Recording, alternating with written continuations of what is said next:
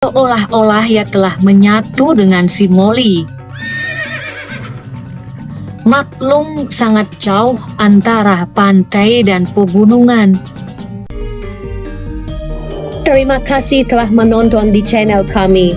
Jangan lupa like, komen, subscribe, dan share. Di sini banyak cerita-cerita menarik. Kisah petani garam Pak Gede dengan kuda kesayangannya Molly.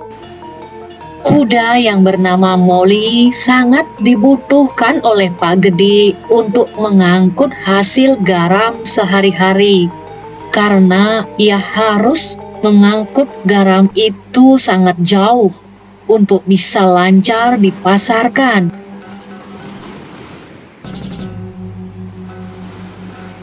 Mumpung cuaca baik, hasil garamku hari ini sangat banyak. Kalau ini sampai terlambat kita pasarkan, berarti kita bisa hilang kesempatan. Oleh karenanya, Molly sangat kita butuhkan untuk membantu pekerjaan ini. Semoga ia sehat-sehat, karena ialah satu-satunya teman kita yang kita ajak bisa menemani hidup ini.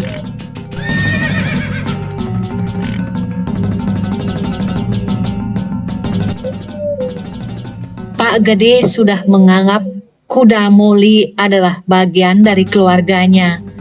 Ia pun merawat bagaimana layaknya seorang manusia, karena sangat ketergantungan juga hidupnya dari kuda itu.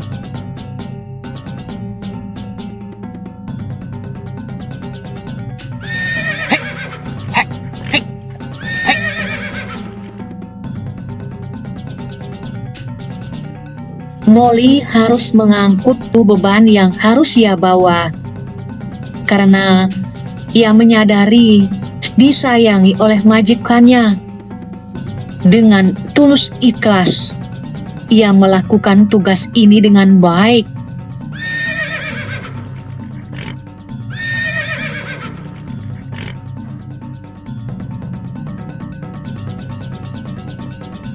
Perjalanan Molly setiap harinya harus melalui sungai yang licin, juga tebing-tebing sangat berbahaya.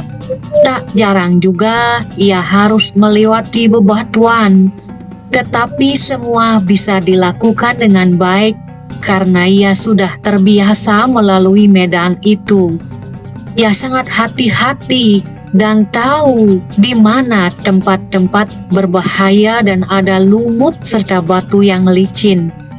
Pak Gede juga sudah bisa mengarahkan kudanya, seolah-olah ia telah menyatu dengan si Molly.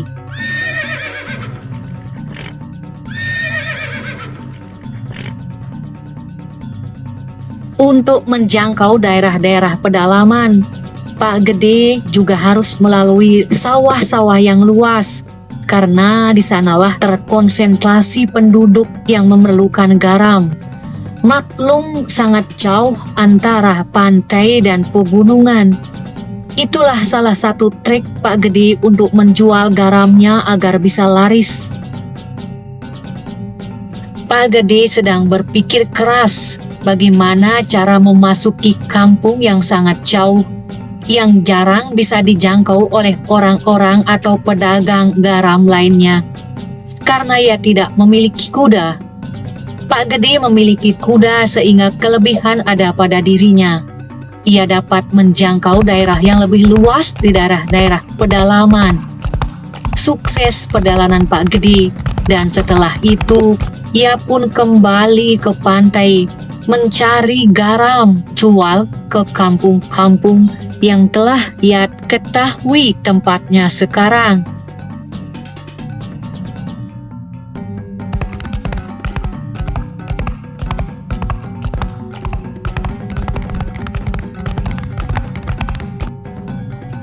Aku lebih semangat sekarang. Aku tahu tempat berjualan yang baik. Namun sangat naas, kali ini Molly terpeleset kakinya dan jatuh di air. Garam yang dibawanya pun mencair. Sangat sedih hatinya Pak Gede. Namun bagi Molly adalah suatu keuntungan yang ia rasakan. Bebannya begitu ringan karena garam telah semuanya mencair sehingga tidak terasa lagi kalau ia mengangkut.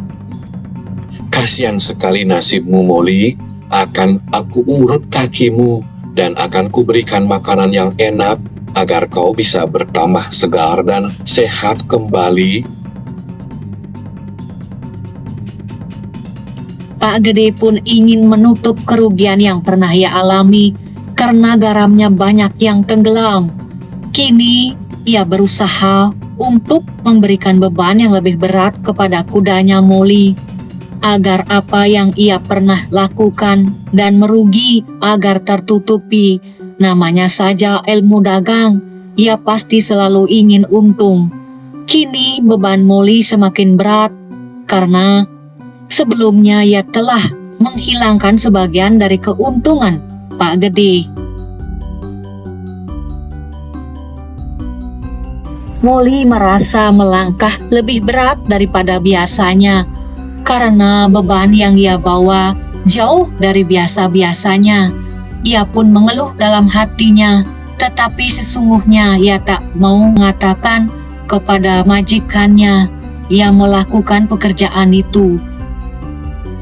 Ia berpikir akhirnya karena pengalaman yang lalu ketika ia jatuh, tiba-tiba bebannya menjadi ringan. Kali ini pun ia berpikir ketika melintasi sungai itu. Dengan sengaja, akhirnya Molly berpikir bukan karena jatuh. Ia pun melompat ke air dengan alasan nanti pasti beban ini ringan tanpa harus menolak perintah Pak Gede. Akhirnya ia pun kemudian terjun. Aku jadi curiga. Kenapa si Molly berbuat seperti ini? Rupanya ada yang aneh ini. Molly berpura-pura kesakitan. Ia pun merintih, sepertinya ia tak berdaya. Namun semua itu adalah daya upaya agar ia bisa terhindar dari beban berat. Karena sebelumnya setelah jatuh, bebannya pun segera menjadi ringan. Rintihan pun terus-menerus ia katakan. Kini Molly pun menjadi lega karena bebannya telah ringan. Walaupun badannya basah kuyup dengan air, ia dapat berlari dengan kencang karena garam yang ada di punggungnya semuanya telah mencair. Ia pun bisa berlari. Pak Gede rupanya sudah tahu akal licik dari si Molly, tetapi ia tidak mau menegurnya secara langsung. Namun ia akan memberikan pelajaran kepada Molly agar ia berbuat jujur dan bekerja dengan baik. Molly, aku menyayangimu. Kalau kamu ada keberatan, katakanlah. Akan kuberikan kamu makan yang baik agar kau sehat. Kini Pak Gede memberikan pelajaran kepada si Molly dengan memasukkan busa atau gabus-gabus ke dalam sebuah karung agar nanti terasa Molly merasa ringan. Tetapi sebenarnya ini tujuannya memberikan pembelajaran kepada Molly. Benar, Molly pun akhirnya mengulangi kebiasaan buruknya. Akhirnya ia pun terjun ke sungai.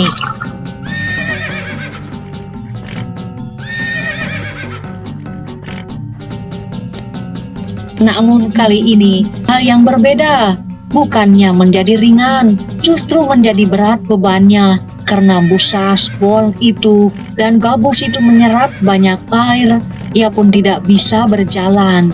Ulah karena ia sering memanipulasi majikannya, ia pun bersedih dan menyesal, mengatakan dirinya bahwa ia minta maaf karena telah mengolok-olok Pak Gede. Ia tak bisa menginyakkan kakinya karena terlalu berat beban yang harus ia bawa.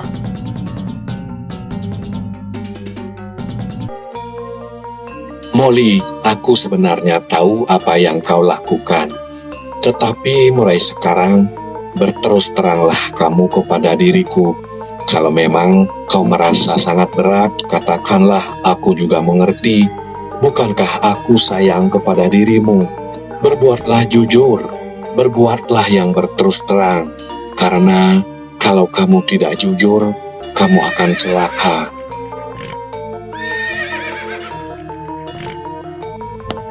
Mulai hari ini, berhentilah kau berbohong. Kita kan sudah dari dulu menjadi teman baik. Terima kasih Pak Gede atas kebijaksanaanmu. Aku menjadi malu. Mulai hari ini pula akan aku rubah. Aku tidak lagi berbuat bohong kepada dirimu.